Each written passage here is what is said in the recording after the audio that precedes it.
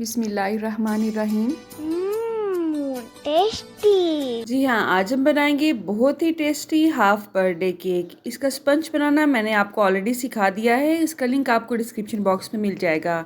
इस toll cake की creaming हमने कैसे करनी है, किस टेक्निक के साथ करनी है, ये कलर लाने के लिए कौन से 2 कलर हम मिक्स करेंगे, वो कौन सी टेक्निक है जिसकी वजह से ये टॉल केक स्टेबल रहता है, इधर उधर नहीं होता है। फाइनल क्रीमिंग अगर नीट ना हो रही हो तो हमें क्या करना चाहिए, आज की इस वीडियो में हम सब जानेंगे। तो चलें आज की इस वीडियो का आगाज़ इस दुआ के साथ करते हैं कि अल्लाह आप सबका दस्तरखान सजाए रखे और हम सबको सेहत और ईमान का रिज़्क अता फरमाए। जी, तो ये चॉकलेट स्पंज केक हमने विदाउट ओवन रेडी किया है। तो क्रीमिंग से एक दिन पहले ही मैं स्पंज केक को बेक कर लेती हूँ और इस तरह से क्लिंग रैप करके आप इसे काउंटर शेल्फ पे ही छोड़ सकते हैं। अगर आपने ज़्यादा दिन के बाद क्रीमिंग करनी है तो आप फ्रिज में रख दें। अगर आपने 1 महीने के बाद क्रीमिंग करनी है तो आप इसे फ्रीज़र में भी रख सकते हैं। जी हाँ, बिल्कुल ऐसा ही है, फ्रीज़र में ये बिल्कुल भी ख़राब नहीं होता। बस आपने ये कोशिश करनी है कि इसको पानी टच नहीं करना चाहिए और इसमें बर्फ़ नहीं जमनी चाहिए।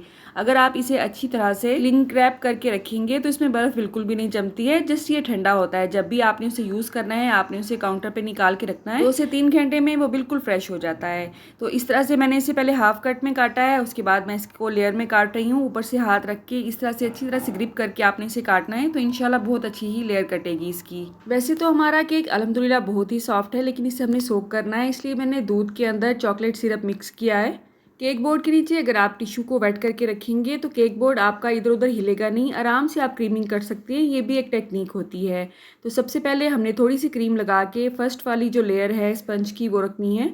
उसके बाद दूध से हम इसे सोक करेंगे। अच्छा, आप चाहें तो पानी के अंदर भी कोई भी चीनी या जो भी सिरप आप चाहते हैं फ्लेवर देने वाला वो ऐड कर सकते हैं। दूध के अंदर अगर आप कोई भी सिरप मिक्स करते हैं या चीनी मिक्स करके इसे सोक करते हैं तो इससे केक का जो फ्लेवर है वो बहुत ही इन्हेंस हो जाता है। क्रीम की फर्स्ट लेयरिंग करने के बाद इस पे मैंने चॉकलेट सिरप ऐड किया है, बहुत सारे चॉकलेट चिप ऐड करेंगे। उसके बाद अगर कॉर्नर पे आप इस तरह से क्रीम को लगाते हैं तो जो भी आपने इसके अंदर टॉपिंग की है वो बाहर नहीं निकलती है। उसके बाद हम दूसरी लेयर रखेंगे, साइडों पे भी इसी तरह से हम दोबारा से कवर करते हुए अपने पसंद की फिलिंग करेंगे। मैं क्योंकि चॉकलेट केक बना रही हूँ इसलिए चॉकलेट सिरप और चॉकलेट चिप से मैंने इसे कवर किया है। इसी तरह से जितनी लेयर्स आप लगाना चाहते हैं लगा सकते हैं। टॉल केक इधर उधर हिले नहीं, इसके लिए हम यहाँ पे ये स्क्वायर ऐड करेंगे। इसमें केक की हाइट के हिसाब से आपने इसकी कटिंग कर देनी है और इसकी सेंटर में हमने इसे ऐड कर देना है। अगर आपको कोई शक शुबा है कि इसके बाद भी केक हिल सकता है तो आप 2 से 3 स्क्वायर्स इसमें ऐड कर सकते हैं, ठीक है। अगर आप केक को नया नया सीख रहे हैं बनाना तो आपने पाइपिंग बैग की मदद से ही इसकी क्रम कोटिंग करनी है, तो बहुत ही आसानी हो जाएगी। मैं इसकी जो फाइनल जो कोटिंग होती है वो भी पाइपिंग बैग की मदद से ही करती हूँ। जैसे आपको आसानी फील हो आप कर सकते हैं, ठीक है। तो यहाँ पे मैंने क्रम कोटिंग कर दी है इसकी। केक बोर्ड को हम नीट करेंगे और इसे आधे घंटे के लिए फ्रिज में रख देंगे। अब मैंने क्रीम में थोड़ा सा पिंक कलर और थोड़ा सा ब्लू कलर ऐड करके ये वाला लाइट पर्पल कलर जो है वो क्रिएट किया है। अगर आप पिंक इसमें ज़्यादा ऐड करेंगे तो इसका कलर थोड़ा सा पिंकिश हो जाएगा। अच्छा, पिक्चर में ये थोड़ा सा ग्रे लग रहा है आपको, तो अगर आपने ग्रे कलर क्रिएट करना है तो आपने जो ब्लू वाला कलर है वो थोड़ा सा ज़्यादा ऐड करना है पिंक की निस्बत। अगर आपने इसको पर्पल की तरफ लेके आना है तो आपने पिंक कलर ज़्यादा ऐड करना है ब्लू की निस्बत, ठीक है। अच्छा, इसको नीट लुक देने के लिए इस तरह की चीज़ें अगर आपके पास नहीं है तो आपने परेशान बिल्कुल भी नहीं होना है। मेरे पास जब तक ये चीज़ें नहीं थी तो भी अल्हम्दुलिल्लाह मैं केक बनाती रही हूँ। अगर आपके पास ये चीज़ नहीं है तो आप यही काम स्केल से भी कर सकते हैं। जो स्टील वाला स्केल आता है मार्केट में, बुक शॉप से बहुत ही आसानी से अवेलेबल होता है, उससे भी आप केक को इस तरह से नीट कर सकते हैं, ठीक है। केक को ऊपर से शार्प एज देने के लिए आपने बाहर से अंदर की तरफ इस तरह से स्ट्रोक करना है, तो बहुत ही नीट लुक आ जाती है इसकी। अच्छा, ये सारा जो काम है ये प्रैक्टिस से आता है। अगर आप समझें कि एक दफ़ा ही आप करेंगे और नीट लुक आएगी, ऐसा नहीं है। जितनी ज़्यादा प्रैक्टिस करेंगे केक बनाने की उतनी ही ज़्यादा नीट लुक आनी शुरू हो जाती है। साइडों से वॉल से मुझे ये नीट नहीं लग रहा था तो मैंने ब्रश की मदद से इसे इस तरह से टेक्सचर दिया है। सिंपल वाली नोज़ल मैंने लगाई है इसके ऊपर स्टेयर बनाने के लिए।